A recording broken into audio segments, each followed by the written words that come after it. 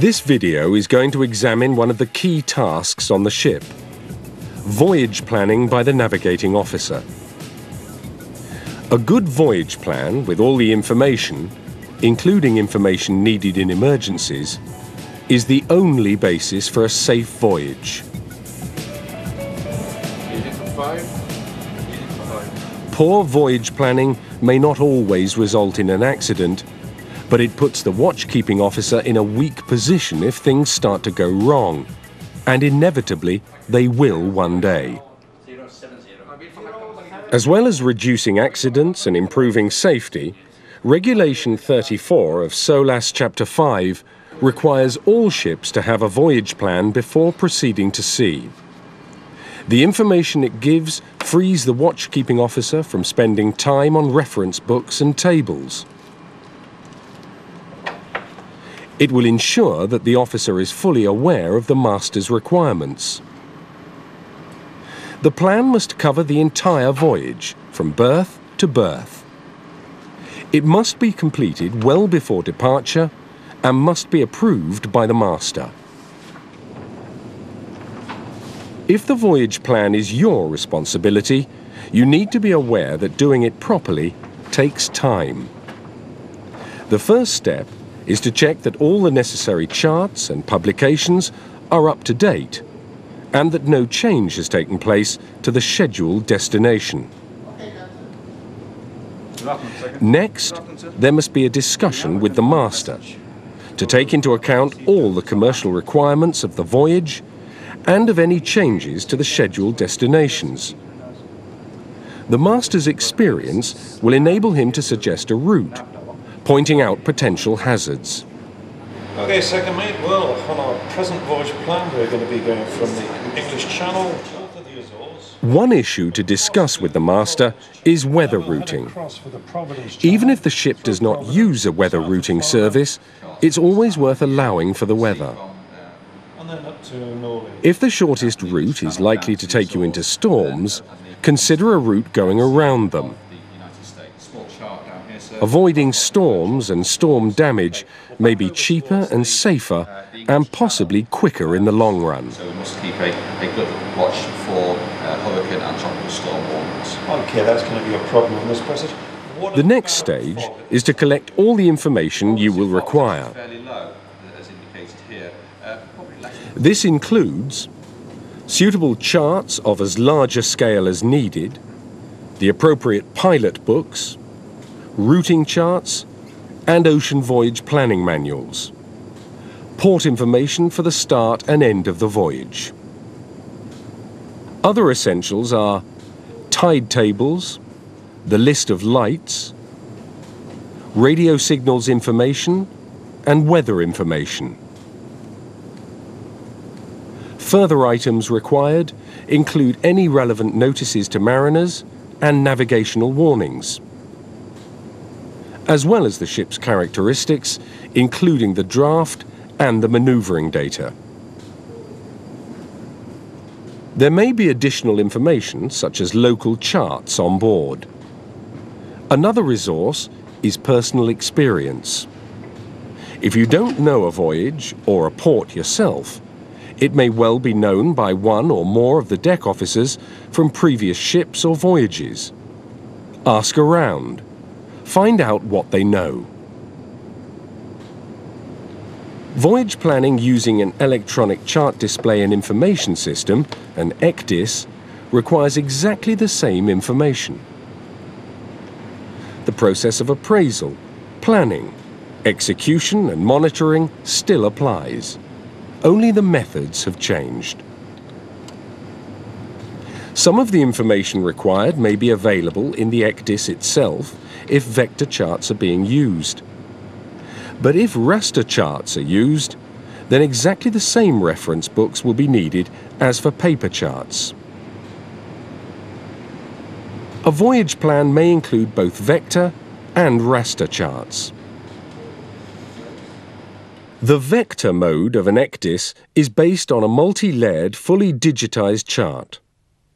Layers of the display can be adjusted to suit operational or planning requirements. The symbols used are different to those on paper charts. These charts have no edges. They are seamless. The raster mode of operation is based on digitized photographs of standard already existing nautical charts. So they are not seamless. It is a single level basis for navigation. It contains no more and no less information than the paper chart, and so the symbols used will be very familiar. Both raster and vector modes rely on electronic position fixing systems, such as the GPS, to give the ship's position and projected course. With both, it's possible to superimpose other data, such as ARPA or radar. Both systems can be used for voyage planning. Whichever system is used, the first step, as with paper charts, is the preliminary discussion with the master. 4.5 days we would need to achieve 12 knots of speed of advance, which is possible, no problem at all, sir. Always start with a clear paper chart. Check that the charts have been updated with the latest corrections. A small notebook is essential to record key information about the voyage, such as alter course positions. However it is done, all the other deck officers must be able to understand the plan as well. You must always be consistent. The plan must be clear and the notes easy to read. The objective is for the plan to help other watchkeepers, not to give them an additional problem in deciphering it.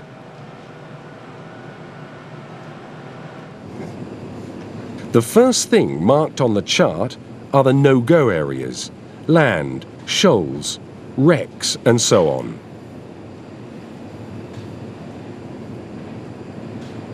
Then, mark off all areas where your draft is more than the depth on the chart. The approaches to many ports involve passages where tidal calculations are crucial. Where possible, don't rely on the tide. Let it be a safety bonus.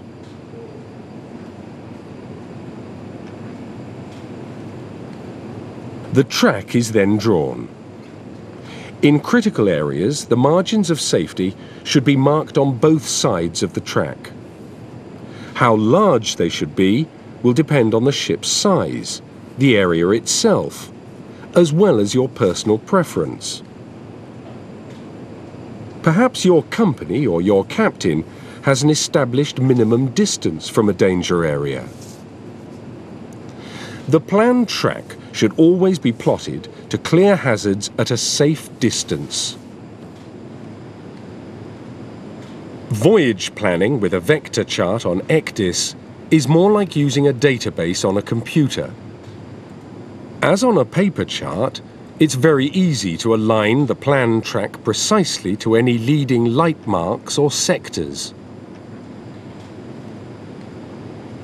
But it's not just a matter of creating a series of waypoints and lines.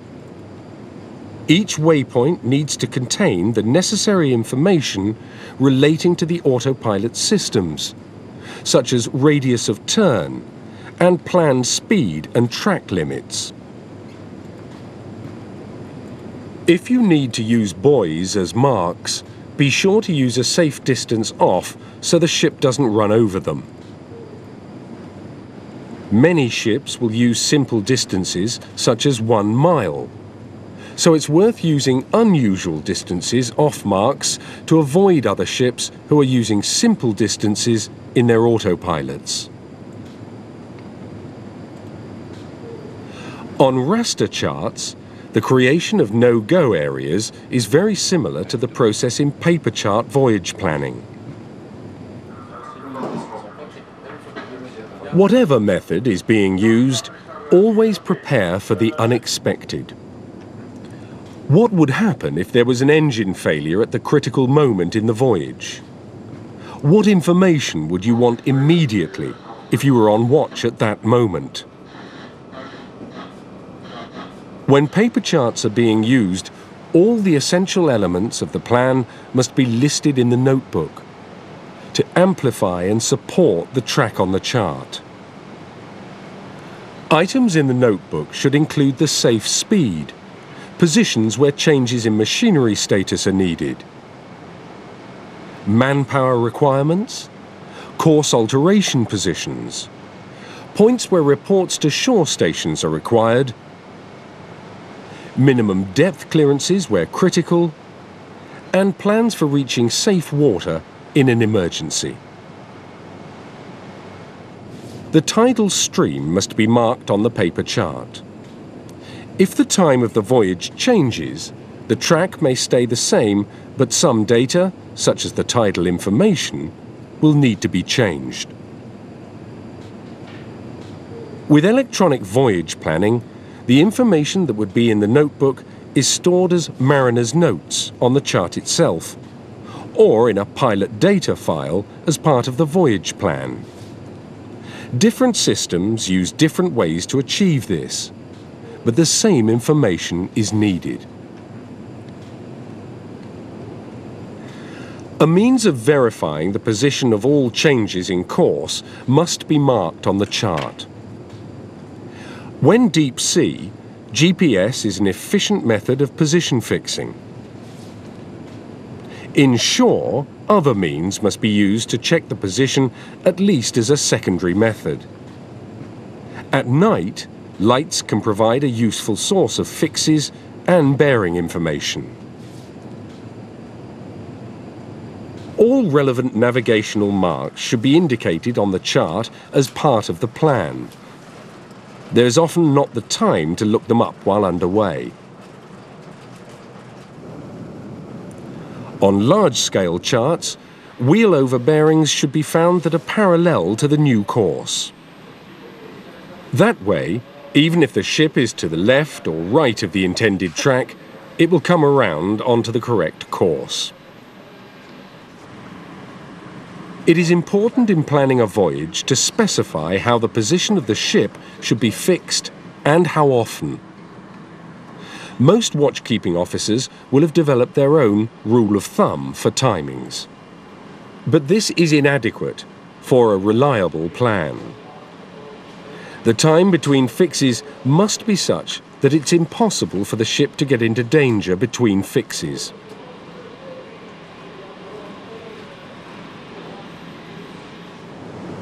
Well offshore, this might mean once every few hours. Closer inshore, the position of the ship is more critical, and fixes must be more frequent. It is essential for the ship's position to be ascertained by cross-checking the results of different fixing methods. Radar and visual fixing both have their advantages and disadvantages. Knowing when to use which as primary or secondary fixing methods is part of a watchkeeper's skill. A thorough voyage plan will indicate which method should be used during different sectors of the voyage.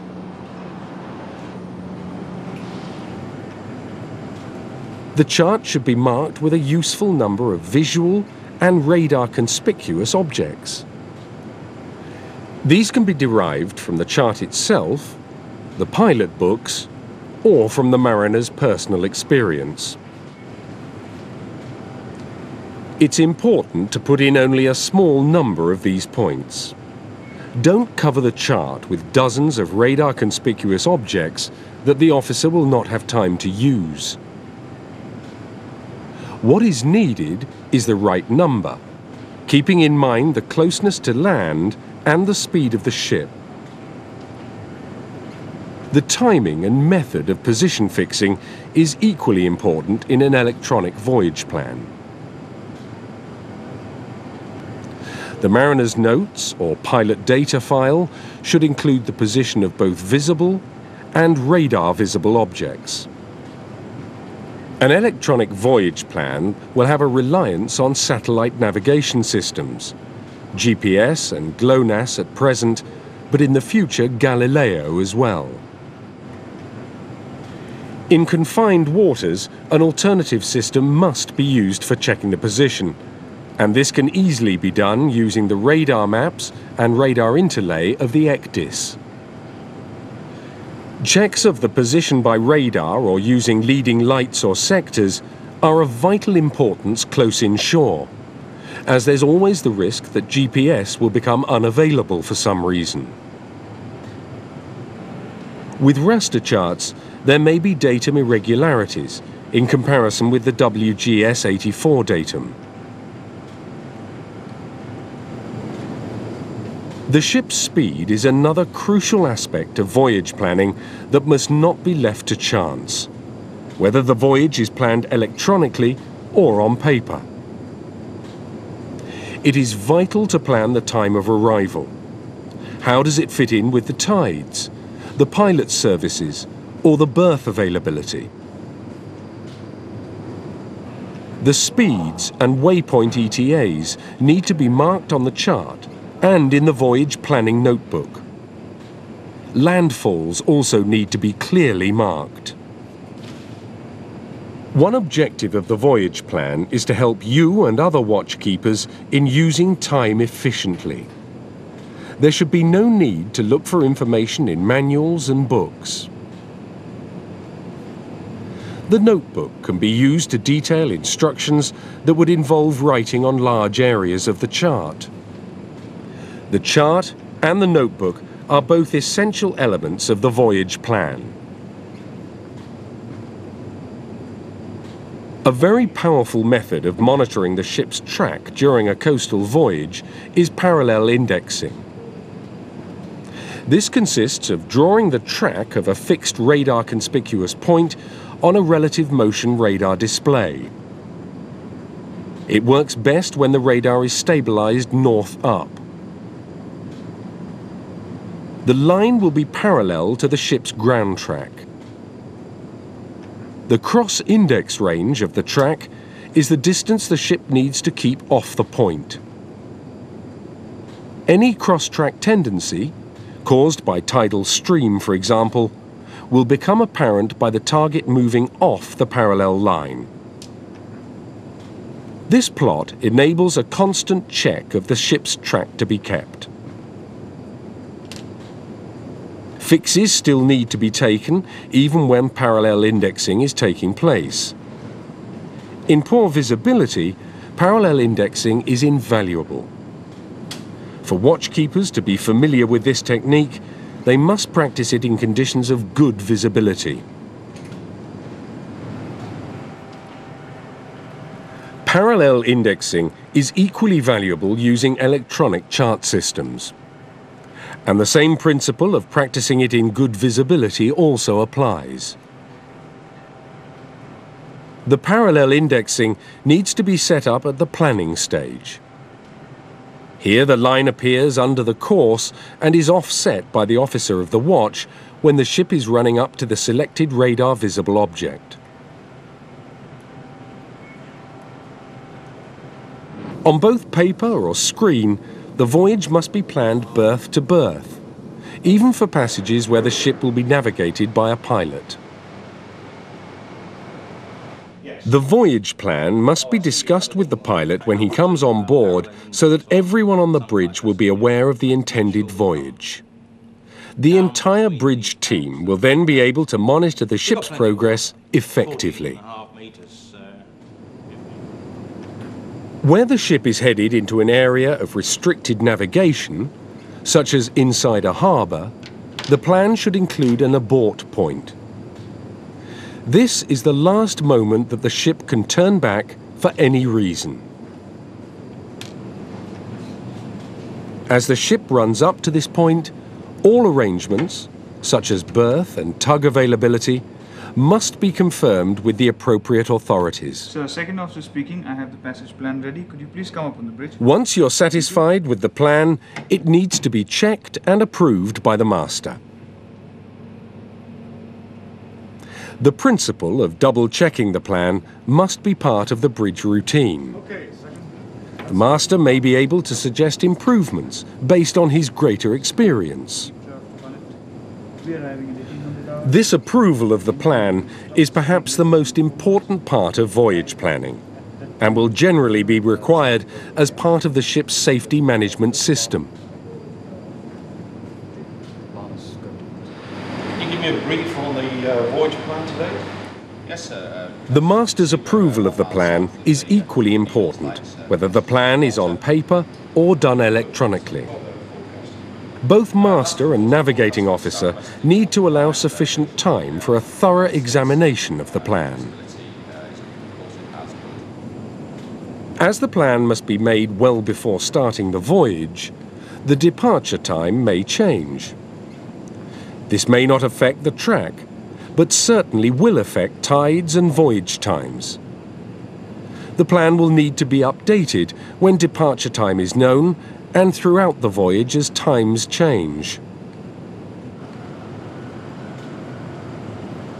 The overall objective of the plan must be to give the watchkeeping officers a plan to follow and sufficient information to enable them to do that easily. The plan will also provide a backup store of facts, so that if things do go wrong, there will be information immediately available to help. Overall, it is essential, whether the plan is done on paper or electronically, that there is a complete berth-to-berth voyage plan for every voyage. The voyage plan should be marked on the chart with supplementary notes in a notebook or as mariner's notes. The chart should have, in addition to the track, useful information including safety margins, clearing bearings, wheel over positions, and tidal streams.